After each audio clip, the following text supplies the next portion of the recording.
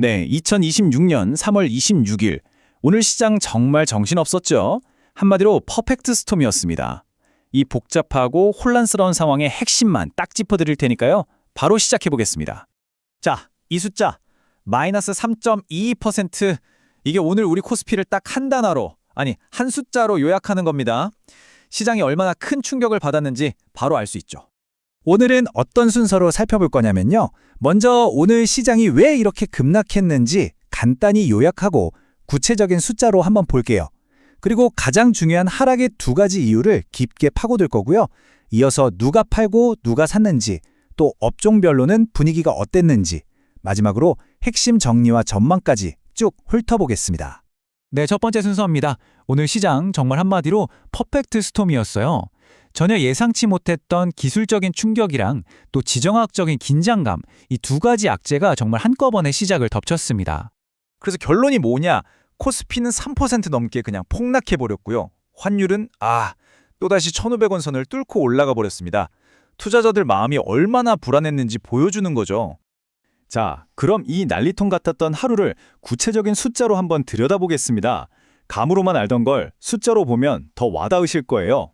보시면 코스피가 무려 181포인트, 그러니까 퍼센트로는 마이너스 3.22%나 빠지면서 5,460선에서 끝났습니다. 코스닥도 2% 가까이 하락했고요. 근데 진짜 문제는 이거죠. 원달러 환율.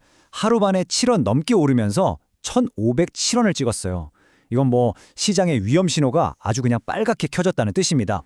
아니 도대체 왜 이렇게까지 빠진 걸까요? 뭐가 문제였을까요? 지금부터 오늘 시장을 이렇게 무너뜨린 핵심적인 이유 두 가지를 하나씩 파헤쳐 보겠습니다. 첫 번째 원인은 정말 생각지도 못했던 곳에서 터졌습니다. 바로 구글이 발표한 터보콘트라는 신기술 때문이에요. 이게 뭐냐면 아주 쉽게 말해서 AI가 쓰는 메모리양을 그냥 확 줄여버리는 기술입니다. 비유가 재밌죠? AI한테 초고효율 다이어트를 시키는 건데 그 식단에서 메모리 반도체가 쏙 빠져버린 거죠. 우리 주력 산업인 메모리 반도체 입장에서는 와, 이거 수요가 급감할 수도 있겠구나 하는 정말 치명적인 소식이었던 겁니다. 그리고 두 번째는 바로 지정학적 리스크입니다. 잠잠하다 싶었는데 이란이 미국의 평화안을 거부했다는 뉴스가 나오면서 중동 지역 긴장감이 확 올라갔어요. 여기에 기름값, 브렌트유가 배럴당 $100 가까이 치솟으니까 인플레이션 다시 오는 거 아니야? 하는 공포가 커졌죠. 이게 바로 원화 약세로 또 위험자산 기피 현상으로 이어진 겁니다. 자, 그럼 이 폭풍우 속에서 우리 투자자들은 어떻게 움직였을까요? 오늘은 정말 외국인이랑 개인 투자자들 사이에 역대급 줄다리기가 벌어졌습니다. 숫자를 보세요. 외국인이 무려 3조 1천억 원어치를 팔아치웠습니다. 시장 하락을 그냥 주도했죠. 기관도 같이 팔았고요.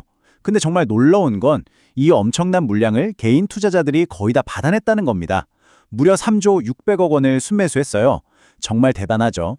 이걸 그림으로 보면 더 확실합니다. 외국인은 저렇게 파란 막대기처럼 던지고 개인은 빨간 막대기처럼 받아내고 정말 팽팽한 줄다리기 그 자체였죠. 하지만 결국에는 외국인의 그 거센 매도세를 버텨내지 못하고 지수는 아래로 꼬꾸라졌습니다. 자, 근데 이 숫자 한번 보세요. 마이너스 2조 408억 원. 이게 뭐냐면요. 외국인이 오늘 딱 한 종목, 바로 삼성전자에서만 팔아치운 금액입니다. 와, 정말 외국인의 매도 폭탄이 얼마나 한 곳에 집중됐는지 아주 그냥 제대로 보여주는 숫자입니다. 그리고 이게 그냥 오늘 하루 만의 일이 아니라는 게 더 심각합니다. 오늘로써 외국인은 역사상 처음으로 6거래의 연속으로 1조 원 이상을 순매도하는 정말 전례가 없는 기록을 세웠습니다. 자금 이탈이 보통 심각한 게 아니라는 명백한 신호죠. 물론 이런 와중에도 모든 종목이 다 빠진 건 아니었습니다. 업종별로 좀 자세히 뜯어보면요. 피해가 집중된 곳이 있는가 하면 오히려 이걸 기회로 삼아서 피난처가 된 곳들도 있었습니다. 희비가 아주 극명하게 엇갈렸어요. 왼쪽과 오른쪽 분위기가 완전 다르죠? 터보퀀트 쇼크 직격탄에 맞은 삼성전자, SK하이닉스 같은 반도체주, 또 대규모 자금 조달 이슈가 터진 에너지주는 그냥 급락을 피하지 못했습니다. 그런데 오른쪽을 보세요. 제약바이오나 제지업종은 개별 호재를 등에 업고 시장 분위기랑은 완전 반대로 급등하는 모습을 보여줬습니다. 개별 종목으로 보면 더 드라마틱해요. 코롱 티슈지는 임상 결과가 잘 나올 거라는 기대감 하나로 52주 신고가를 찍었고요.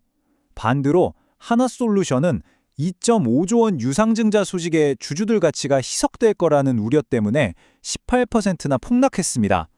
또 대형 포장 같은 경우는 유가가 오르니까 플라스틱 포장재 대신 종이 포장재가 뜰 거라는 기대감에 상한가까지 갔습니다. 자, 그럼 오늘 시장에서 벌어진 이 모든 일들을 한 번에 모아서 핵심만 정리해보고 앞으로 우리가 뭘 지켜봐야 할지 이야기해보겠습니다. 오늘 시장을 한 문장으로 압축하면 바로 이겁니다. 외국인은 반도체라는 타겟에 역사적인 매도 폭탄을 던졌고 개인 투자자가 그 3조 원의 충격을 온몸으로 막아냈지만 시장 전체가 무너지는 걸 막기에는 역부족이었다. 이게 오늘의 현실입니다. 그래서 지금 우리 시장이 짊어진 짐이 크게 세 가지라고 볼 수 있습니다. 첫째, 우리 경제의 핵심인 반도체 산업에 터보콘트라는 아주 강력한 악재가 등장했다는 것. 둘째, 1,500원을 넘어버린 환율이 계속해서 시장의 발목을 잡고 있다는 것. 그리고 마지막으로 이런 복합적인 이유들 때문에 외국인 자금이 멈추는 게 아니라 오히려 더 빠르게 빠져나가고 있다는 점. 이 세 가지가 가장 큰 부담입니다. 이 모든 걸 종합해 볼 때 결국 가장 중요한 질문은 딱 하나로 모아집니다. 과연 이 셀코리아 현상은 언제쯤 그리고 어떤 계기로 멈출 수 있을까요? 이 질문에 대한 답을 찾아가는 과정이 앞으로의 시장 방향을 가늠하는 가장 중요한 열쇠가 될 겁니다. 오늘 브리핑은 여기까지입니다.